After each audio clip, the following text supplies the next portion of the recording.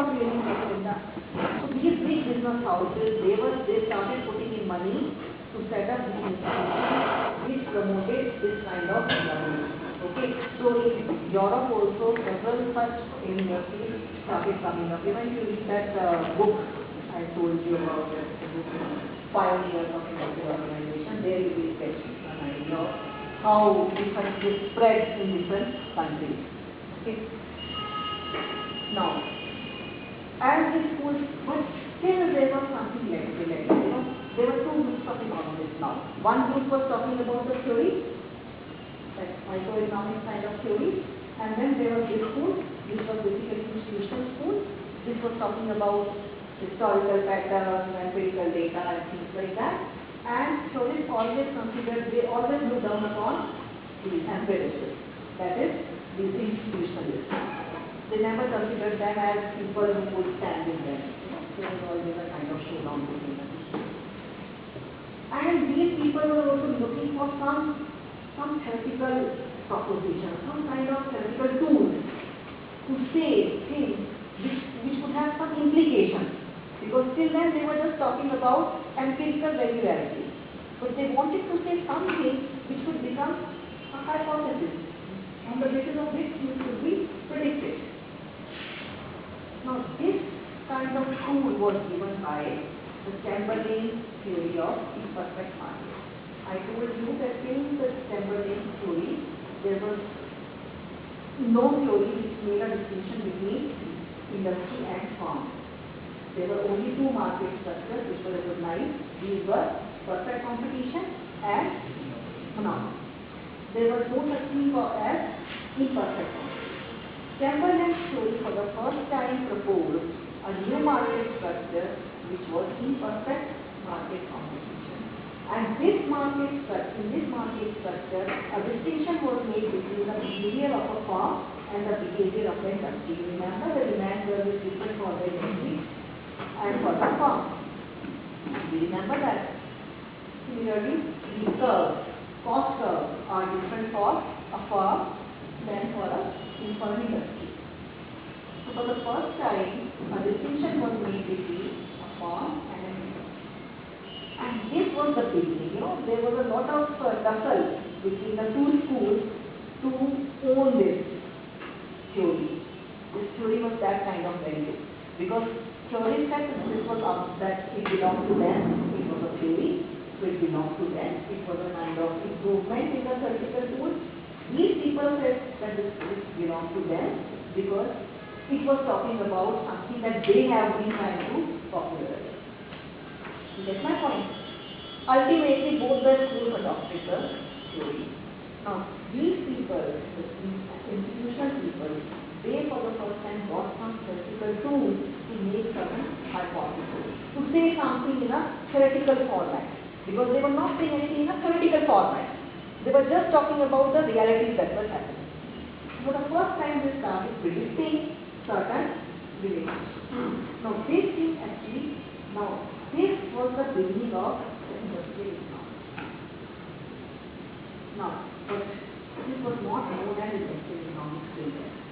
In 1950s, Bain, B-A-I-N, Bain and Mason, M-E-S-O-N.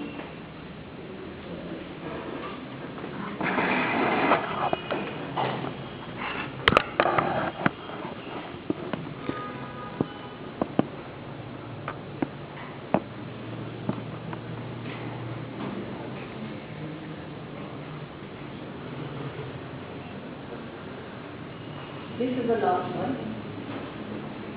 This was at Harvard, that industrial economics was introduced, and this was the effort of Bain and Mason. And how they started this industrial economics? For the first time, they talked about the framework.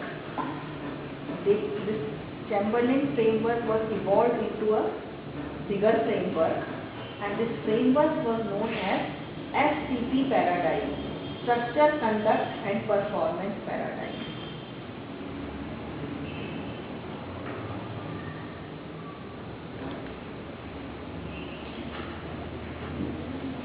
This is the paradigm.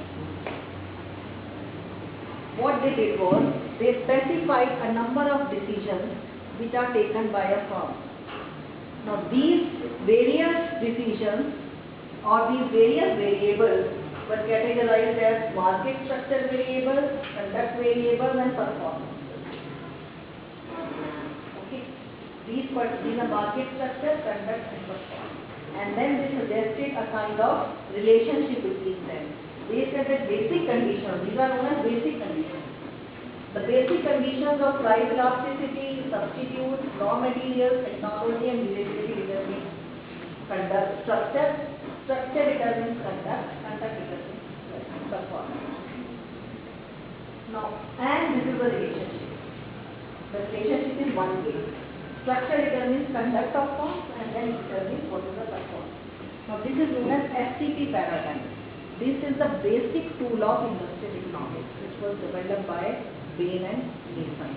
And with this started the whole new branch of economics, which came to be known as industrial economics. Industrial economics. There was a Joan Robinson also said something about theory of imperfect competition. Joan Robinson came later. She came later. She came later. Joan Robinson came, and she made a very important contribution to industrial economics. Yeah, that's what. But the beginning of industrial economics was made by these. Because Chamberlain on one side and the Joan Robinson. Chapter on Joan Robinson's contribution in that book. Okay. Pioneers of Industrial, you must buy that book. Very interesting. Maybe we have it. We'll just check.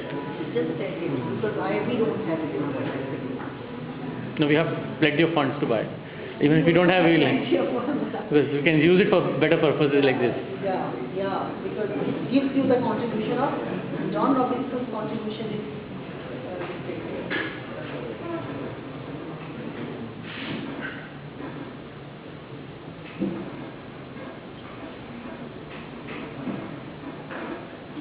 these were the various variables.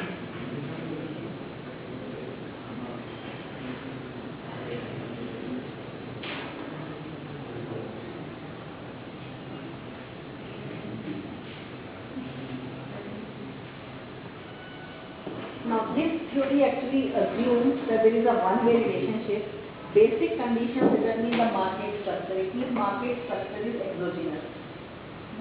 And then it determines how the firm should operate in the market and then what is their performance. It says that higher the concentration in the market, like monopoly says that there is only one firm is operating. Perfect competition says that market is fully operated. Okay. Imperfect competition says that there are a few firms and they are producing differentiated products. Oligopoly says that there are fewer firms than perfect. Perfect competition has large number of firms. Imperfect competition has large number of firms producing differentiated products. Oligopoly says few firms. But industrial economics, when it talks about market structure, it actually assigns a degree of concentration to a market. That is, a specific number is assigned. So there is a measurement of the market structure or market concentration. If it is 1, it means that there is monopoly. If it is 0, it means there is perfect competition. But it can vary between 0 and 1. Okay, it can be half, it can be 1/4, it can be 1/5, like this. So, what is the kind of, what is the basic characteristic of industrial structure? Every variable that is used can be measured and a specific relationship between two variables can be worked out. These are the two major characteristics of industrial economics.